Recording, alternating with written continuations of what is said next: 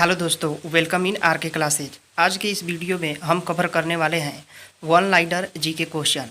तो आज का हमारा चैप्टर है प्रकाश। इससे सारे महत्वपूर्ण प्रश्नों को हम एक ही वीडियो में देखेंगे, जो आपके आने वाले परीक्षाओं एनटीपीसी, सीबीटी 2, एसएससी, बैंकिंग और ग्रुप डी एग्ज़ाम के लिए बहुत ही महत्वपूर्ण होगा। तो चलिए वीडियो को शुरू करते हैं।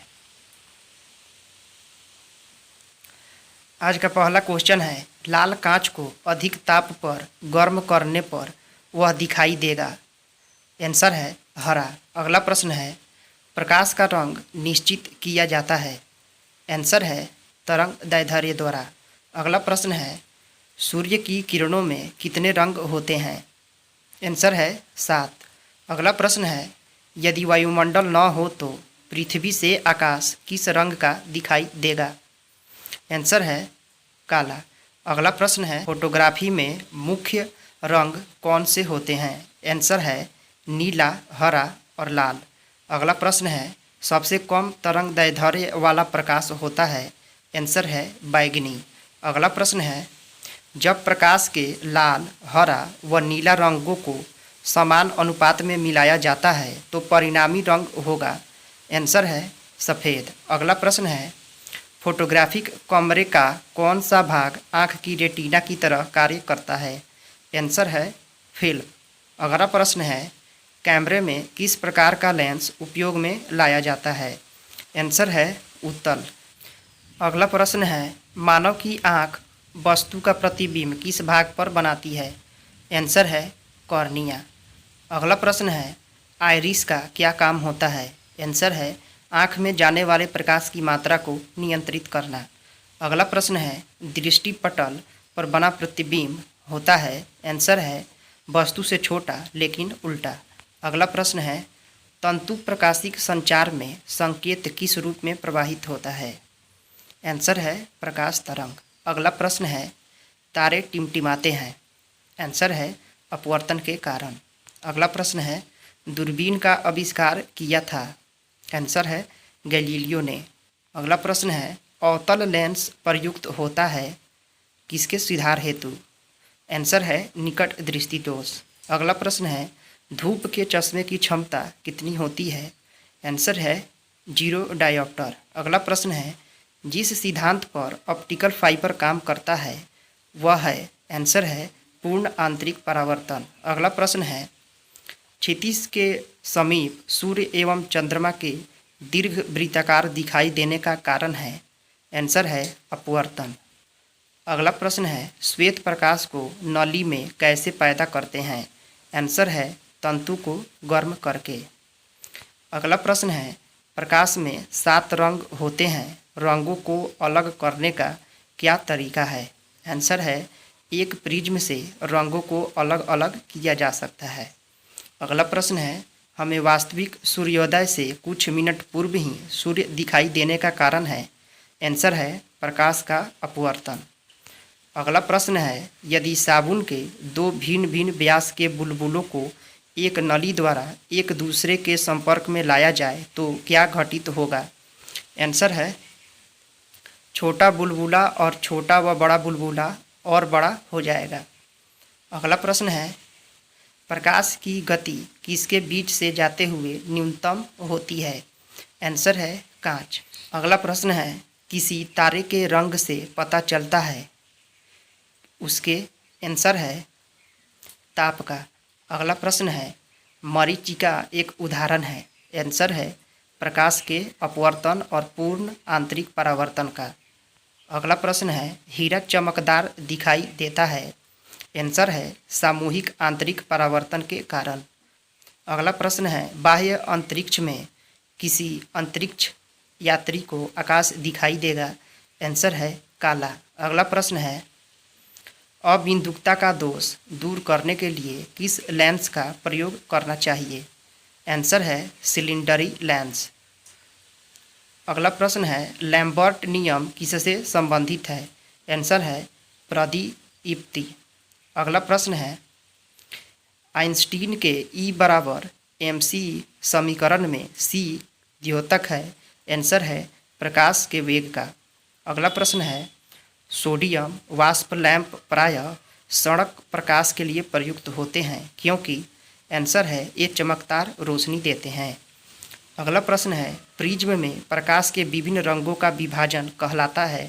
आंसर है प्रकाश का वर्ण विक्षेपण। अगला प्रश्न है वायुमंडल में प्रकाश के विसरण का कारण है। आंसर है धूलकण। अगला प्रश्न है चंद्र सतह पर एक प्रेक्षक को दिन के समय आकाश दिखाई देगा। आंसर है काला। अगला प्रश्न है एक गोलाकार वायु का बुलबुला किसी कांच के टुकड़े में अंतः स्थापित है। उस बुलबुले से गुजरती हुई प्रकाश की किरण के लिए वह बुलबुला किसकी तरह व्यवहार करता है। आंसर है अपसारी लेंस। अगला प्रश्न है खतरे के संकेतों के लिए लाल प्रकाश का प्रयोग किया जाता है क्योंकि आंसर है इसका प्रकीर्णन सबसे कम होता है। अगला प्रश्न है समुद्र नीला प्रतीत होता है। आंसर है आकाश के परावर्तन तथा जल के कणों द्वारा प्रकाश के प्रकीर्णन के कारण। अगला प्रश्न है अस्त होते समय सूर्य लाल किस कारण दिखाई देता है। आंसर है प्रकीर्णन। अगला प्रश्न है इंद्रधनुष में किस रंग का विक्षेपण अधिक होता है। आंसर है बैंगनी। अगला प्रश्न है तारे आकाश में वास्तव में जितनी ऊंचाई पर होते हैं वे उससे अधिक ऊंचाई पर प्रतीत होते हैं। इसकी व्याख्या किसके द्वारा की जा सकती है। आंसर है वायुमंडलीय अपवर्तन। अगला प्रश्न है किसी गाड़ी के अग्रदीप से प्रकाश का शक्तिशाली समांतर पुंज पाने के लिए क्या उपयोग में लाना चाहिए। आंसर है अवतल दर्पण। अगला प्रश्न है दाढ़ी बनाने के लिए काम में लेते हैं। आंसर है अवतल दर्पण। अगला प्रश्न है दूरदृष्टि दोष निवारण के लिए काम में लेते हैं। आंसर है उत्तल लेंस। अगला प्रश्न है कार चलाते समय अपने पीछे के यातायात को देखने के लिए आप किस प्रकार के दर्पण का उपयोग करना चाहेंगे। आंसर है उत्तल दर्पण। अगला प्रश्न है मानव आँख की रेटिना पर कैसा प्रतिबिंब बनता है। आंसर है वास्तविक तथा उल्टा। अगला प्रश्न है किसी व्यक्ति का पूरा प्रतिबिंब देखने के लिए एक समतल दर्पण की न्यूनतम ऊंचाई होती है। आंसर है व्यक्ति की ऊंचाई की आधी। अगला प्रश्न है जब कोई वस्तु दो समांतर समतल दर्पणों के बीच रखी जाती है तो बने हुए प्रतिबिंबों की संख्या होगी। आंसर है अनंत। अगला प्रश्न है पानी से भरे बर्तन में डुबोई गई छड़ी मुड़ी हुई प्रतीत होती है। आंसर है अपवर्तन के कारण। अगला प्रश्न है पूर्ण आंतरिक परावर्तन होता है जब प्रकाश जाता है। आंसर है हीरे से कांच में। अगला प्रश्न है इंद्रधनुष बनने का कारण है। आंसर है वायुमंडल में सूर्य की किरणों का जल बूंदों के द्वारा परावर्तन। अगला प्रश्न है मृग तृष्णा का उदाहरण है। आंसर है अपवर्तन व पूर्ण आंतरिक परावर्तन का। अगला प्रश्न है प्रकाश में ध्रुवण की घटना से यह सिद्ध होता है कि प्रकाश तरंगे हैं। आंसर है अनुप्रस्थ। अगला प्रश्न है प्रकाश विकिरण की प्रकृति होती है। आंसर है तरंग एवं कण दोनों। अगला प्रश्न है तरंग ताल वास्तविक गहराई से कम गहरा दिखाई देता है, इसका कारण है। आंसर है अपवर्तन। अगला प्रश्न है कपड़ों को धोते समय हम नील का प्रयोग करते हैं, उसकी आंसर है सही वर्ण संयोजन के कारण। अगला प्रश्न है पीले रंग का पूरक रंग है। आंसर है नीला। अगला प्रश्न है अंतर्दर्शी क्या है जिसे एंडोस्कोप कहा जाता है। आंसर है यह आहार नाल के भीतर देखने के लिए प्रयुक्त एक प्रकाशिक यंत्र है।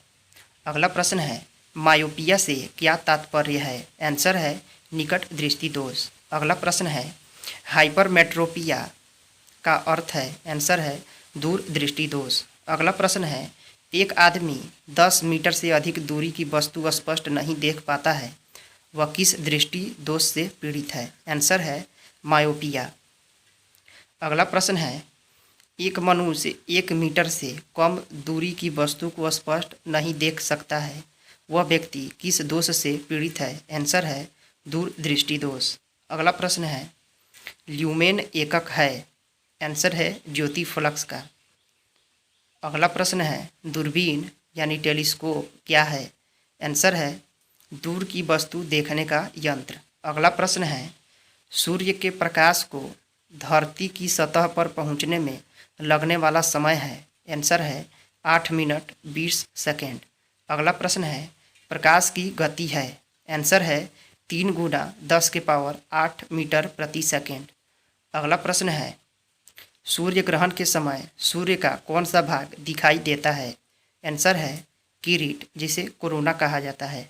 अगला प्रश्न है पूर्ण सूर्य ग्रहण का अधिकतम समय होता है। आंसर है 250 सेकेंड। अगला प्रश्न है सूर्य ग्रहण तब होता है जब, आंसर है सूर्य और पृथ्वी के बीच में चंद्रमा हो। अगला प्रश्न है प्रकाशिक तंतु के अत्यधिक पतले आकार के बावजूद प्रकाश उनमें प्रगामी होता है क्योंकि वह ऐसा यंत्र है जिससे संकेतों को एक जगह से दूसरी जगह स्थानांतरित किया जा सकता है। यह किस परिघटना पर आधारित है। आंसर है प्रकाश का पूर्ण आंतरिक परावर्तन। अगला प्रश्न है प्रकाश वायु की अपेक्षा कांच में मंद गति से चलता है क्योंकि। आंसर है वायु का अपवर्तनांक कांच के अपवर्तनांक से कम होता है। अगला प्रश्न है जब प्रकाश की तरंगें वायु से कांच में होकर गुजरती है तब कौन से परिवर्त्य प्रभावित होते हैं। आंसर है केवल तरंग दैर्ध्य तथा वेग। अगला प्रश्न है निकट दृष्टि दोष दूर करने के लिए कौन सा लेंस उपयोग में लाया जाता है। आंसर है अवतल लेंस। अगला प्रश्न है प्रकाश का रंग निर्धारित होता है इसकी। आंसर है तरंग दैर्ध्य से। अगला प्रश्न है हम पृथ्वी के पृष्ठ पर सूर्य का प्रकाश प्राप्त करते हैं, ये प्रकाश के किस प्रकार के किरण पुंज हैं। आंसर है समांतर।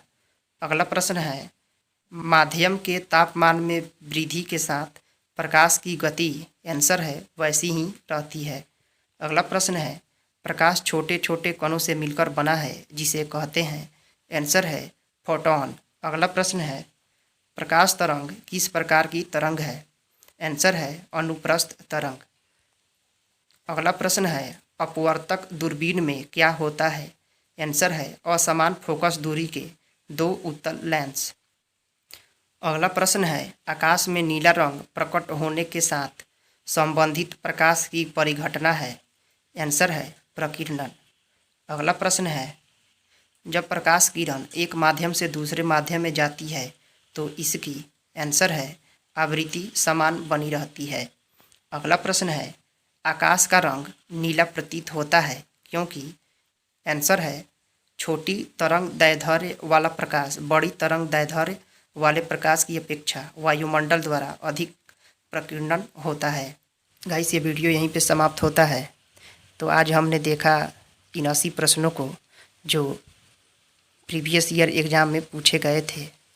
तो आपको वीडियो कैसा लगा कमेंट करके बताएं और साथ ही हमारे चैनल को सब्सक्राइब करें, लाइक करें और अपने दोस्तों के साथ शेयर करें। Thank you for watching.